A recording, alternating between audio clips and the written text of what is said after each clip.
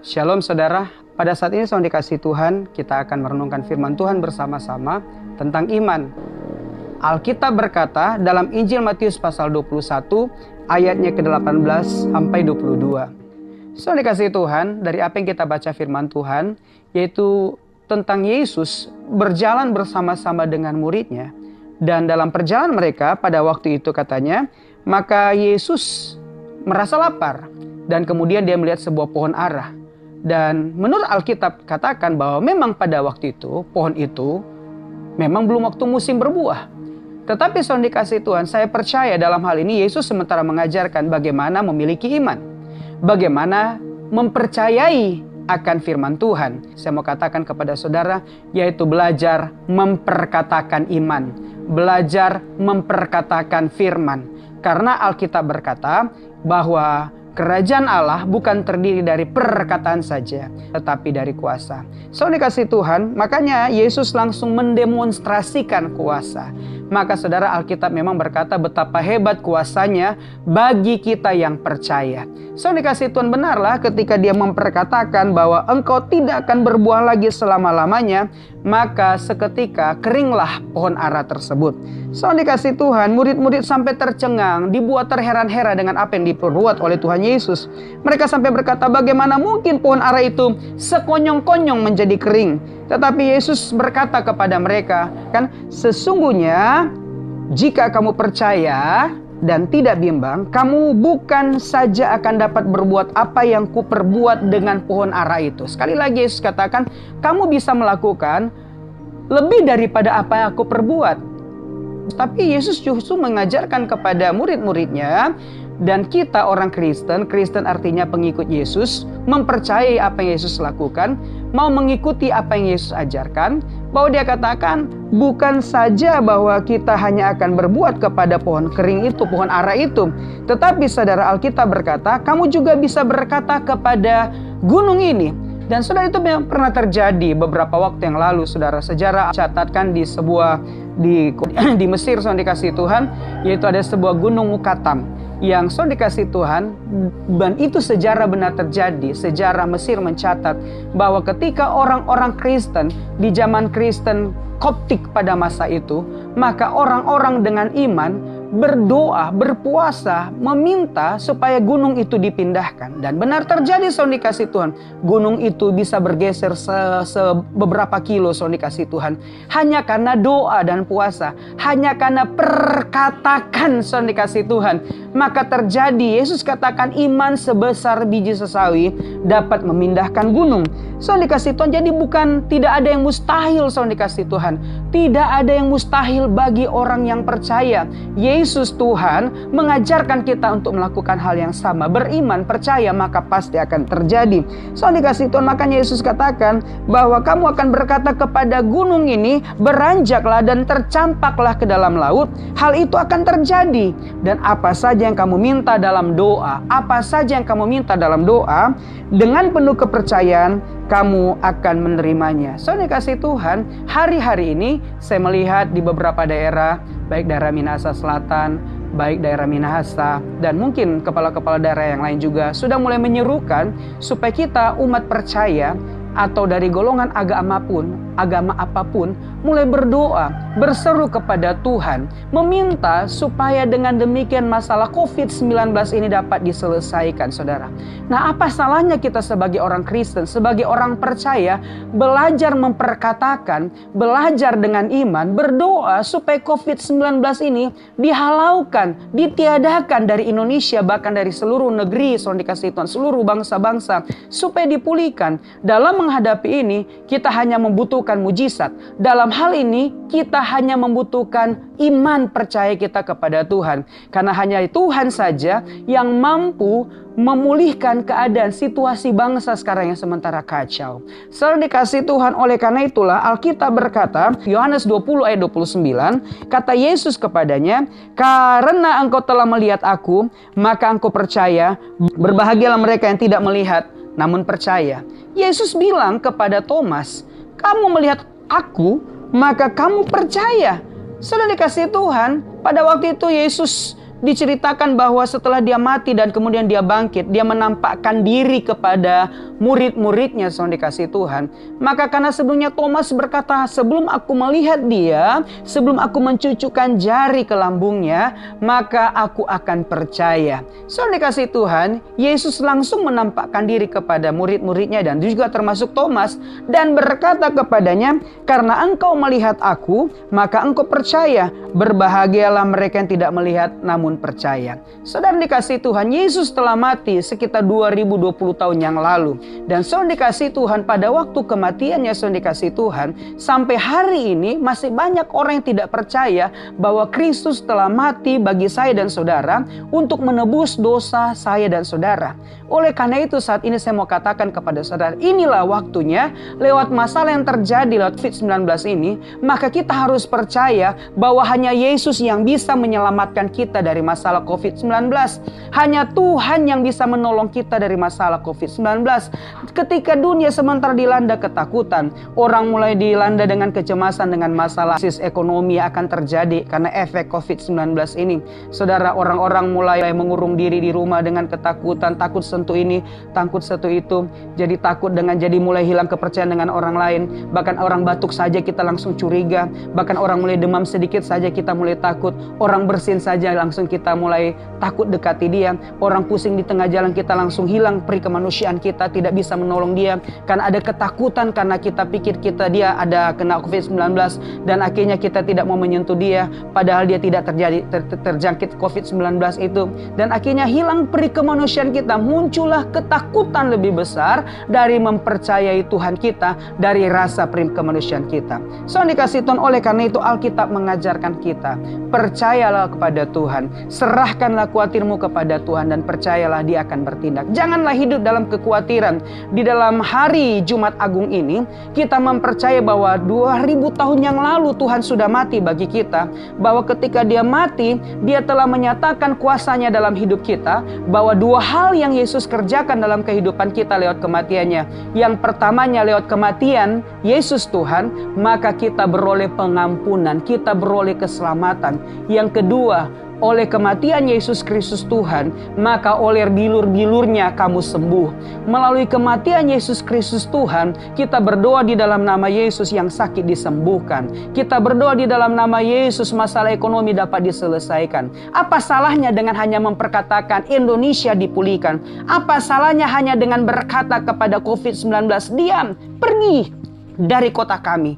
Apa salahnya dengan berdoa? Apa salahnya dengan beriman, saudara dikasih Tuhan? Apa yang dapat kita lakukan ketika kita mengurung diri di rumah? Stay home. Yang kita dapat lakukan adalah kita berdoa. Bukan nonton TV, bukan main game online, bukan hanya browsing saja. Saudara dikasih Tuhan, gunakan waktu yang ada. Alkitab berkata bahwa pergunakan waktu yang ada. Jangan sampai kita jadi orang yang bodoh. Pergunakan waktu ini. Waktu-waktu ini adalah hari-hari yang jahat.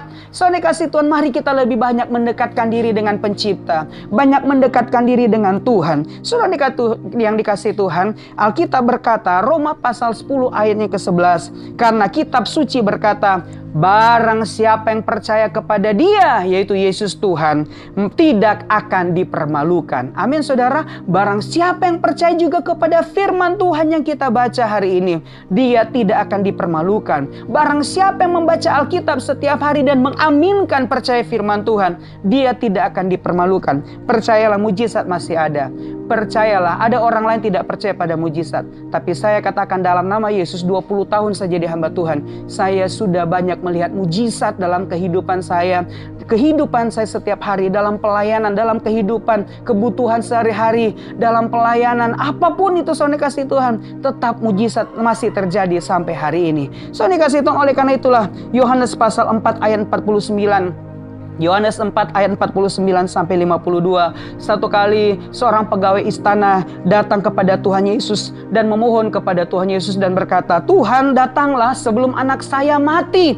Dan kata Yesus kepadanya, pergilah, anakmu hidup. Wow, orang itu percaya, pegawai istana ini percaya. Dan kemudian saudara dikasih Tuhan, dia percaya dengan perkataan yang dikatakan Tuhan Yesus. Dan kemudian dia pergi, saudara. Dia tidak berharap Yesus datang ke rumahnya. Saudara dikasih Tuhan, dia hanya percaya dengan perkataan firman. Dia percaya dengan perkataan Tuhan Yesus. Maka Alkitab katakan ketika dia masih di tengah perjalanan pulang, maka hamba-hambanya datang kepada dia dengan membawa kabar bahwa anaknya sudah hidup, bahwa anaknya sudah disembuhkan. Saudara dikasih Tuhan, dia bertanya kepada mereka, jam berapa kira-kira anak itu disembuhkan dari sakit kritis yang dialami. Maka saudara, para hambanya menjawab dia, kemarin siang pukul 1 demamnya hilang. Haleluya. Tepat seperti waktu Yesus memperkatakan bahwa pergilah anakmu hidup.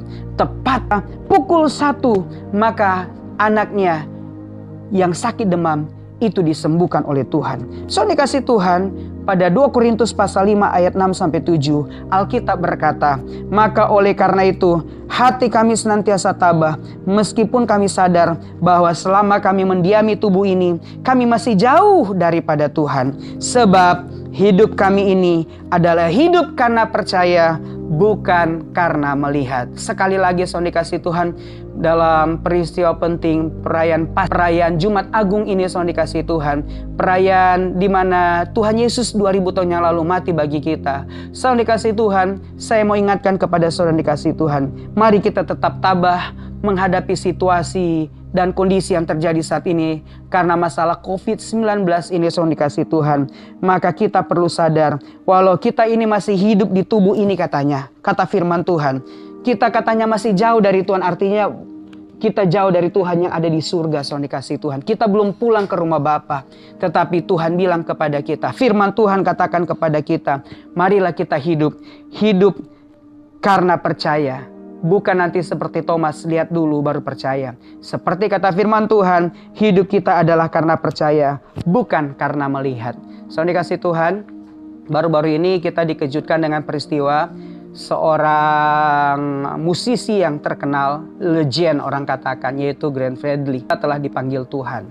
Saudara dikasih Tuhan, pada waktu menurut cerita-cerita yang kami dengar atau kami baca di Instagram, di media sosial, mengatakan bahwa pada hari Minggu, dia sempat sebelum dia sakit, dilarikan ke rumah sakit, dia menyanyikan sebuah lagu dengan iringan, dia mainkan piano, dan kemudian dia nyanyikan sebuah lagu Amazing Grace. Sampai ada orang buat status bahwa lagu ini mungkin sudah tanda-tanda bahwa dia akan meninggal dunia. Saudara dikasih Tuhan, siapa yang sangka lagu Amazing Grace adalah lagu yang sangat dahsyat, lagu yang sangat luar biasa. Di dalamnya ada powerful, saudara dikasih Tuhan. Kenapa saudara dikasih Tuhan? Pada tahun 1748 pencipta lagu ini John Newton. Dia hidupnya saudara dikasih Tuhan adalah kehidupan yang keras. Ayahnya juga seorang angkatan laut. Dan kemudian ketika John Newton mulai bertumbuh dewasa dalam memang hidupannya yang keras, masih usia 7 tahun dia telah kehilangan ibu kandungnya, saudara dikasih Tuhan, ibunya meninggal dunia. Dan terus dia bertumbuh lebih dewasa dalam didikan keras seorang ayah yang anggota angkatan laut. Maka akhirnya juga dia ditempa menjadi seorang angkatan laut. Dan suatu waktu saudara dikasih Tuhan, maka dalam perjalanan pulang saudara dikasih Tuhan dengan kapal lautnya dia menuju ke Inggris. Maka tiba-tiba kapal yang dia tumpangi saudara, tiba-tiba dihantam topan badai yang luar biasa. Nah, maka pada waktu itu dia mulai tobat kepada Tuhan. Dia datang kepada Tuhan. Dia bilang kepada Tuhan, Tuhan, jikalau kau menghentikan badai ini, maka aku akan menyerahkan hidupku kepada Tuhan. Dan benar terjadi. Tuhan menjawab doanya. Tuhan mendengarkan seruan John Newton. Sehingga akhirnya saudara, topan badai itu menjadi reda. Kapal itu menjadi selamat. Tiba di Inggris. Dan sesudah itu saudara dikasih Tuhan, John Newton memberi dirinya menjadi seorang hamba Tuhan di gereja Anglikan. Menjadi hamba Tuhan seluruh hidupnya. Tahun 1779 dia menciptakan lagu berdasarkan pengalaman pertobatannya ketika kapalnya yang dia tumpangi dihantam dengan topan badai yang ganas. Maka saudara dikasih Tuhan, dia ciptakan lagu Amazing Grace. Saudara dikasih Tuhan, pada waktu dia buta, saudara, waktu usia tua, dia buta, saudara dikasih Tuhan, maka dia menuliskan lagu ini. Sampai dia katakan dalam lirik lagu ini dikatakan, ajaib benar anugerah pembaru hidupku, ku hilang buta bercela, olehnya ku sembuh. Soalnya kasih Tuhan, kalau John Newton berdoa kepada Tuhan supaya topan badai bisa diberhentikan, supaya dia selamat, maka kita juga hari-hari ini, mari kita berdoa. Kalau doa John Newton dijawab Tuhan, doa-doa kita juga dijawab oleh Tuhan. Kita tidak hidup dalam kegelapan, kita tidak akan buta. Saudara dikasih Tuhan, kita tidak akan dalam keadaan kebingungan dalam menghadapi masa COVID-19 ini. Tapi kita percaya Tuhan akan membuka jalan bagi kita. Tuhan akan menolong kita dalam masa-masa pandemi ini. Tuhan akan menjawab doa-doa kita. Tuhan akan memenuhi segala kebutuhan kita. Percayalah tahun-tahun ke depan ini, walaupun dalam masa sulit, Tuhan tidak akan pernah meninggalkan kita. Sekali lagi Alkitab berkata, barang siapa yang percaya tidak akan dipermalukan. Selamat merayakan Jumat Agung dan mari kita berdoa. Tuhan Yesus, kami mengucap syukur untuk firman Tuhan yang sudah kami dengar. Kami berdoa, jamah setiap para pemirsa dimanapun mereka berada. Mereka boleh menyaksikan siaran ini. Mereka boleh menyaksikan akan video ini. Mereka menjadi berkat. Mereka diberkati oleh Tuhan. Oleh firman Tuhan yang sudah kami dengar bersama-sama. Kami berdoa dalam ketakutan. Kami berdoa dalam kecemasan setiap umat Tuhan. Tuhan tolong mereka. Angkat mereka dari segala kecemasan. Angkat mereka dari segala ketakutan. Dan ini saatnya Tuhan. Kalau segala bangsa-bangsa bertobat. Setiap lutut bertelut di setiap lorong-lorong, di setiap gedung-gedung apartemen yang tinggi, di seluruh dunia mulai memanggil nama Tuhan Yesus. Maka kami berdoa, jamah setiap orang menyaksikan acara ini, setiap orang yang melihat video ini diselamatkan, bertobat, mengakui, menerima Engkau Tuhan Yesus sebagai juru selamat. Bagi saudara saat ini mau terima Yesus, bisa ikuti doa saya. Katakan, Tuhan Yesus, saya mengaku saya orang berdosa. Saya percaya 2000 tahun yang lalu Engkau telah mati bagi saya. Hari ini saya datang padamu. Saya mengakui segala dosa-dosa saya. Saya buka pintu hati saya selebar-lebarnya. Supaya Engkau Yesus masuklah dalam hatiku. Aku menerima Engkau sebagai Tuhan dan Juru Selamat kehidupan saya. Saya percaya Yesus sudah mati bagi saya. Dan saya percaya Yesus sudah menyelamatkan saya. Yesus sudah mengampuni dosa-dosa saya. Dan saya percaya sakit penyakit saya disembuhkan oleh Tuhan. Dan saya percaya di dalam nama Yesus ada kuasa. Di dalam nama Yesus ada pemulihan. Di dalam nama Yesus ada kepastian. Terima kasih Tuhan, ini doa syukur kami. Dalam nama Yesus, haleluya. Amin. Tuhan Yesus memberkati saudara. Tetap percaya, jangan bimbang, percaya saja. Kata Tuhan Yesus. Demikian firman Tuhan. Tuhan Yesus memberkati. Haleluya. Amin.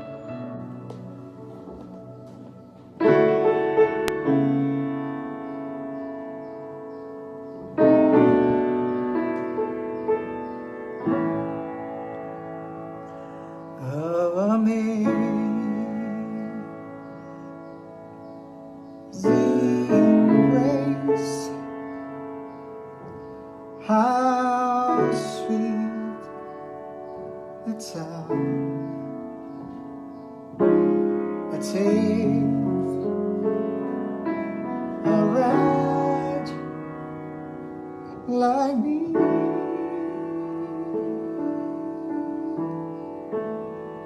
I once was lost, but now I'm found. Was blind, but now I see.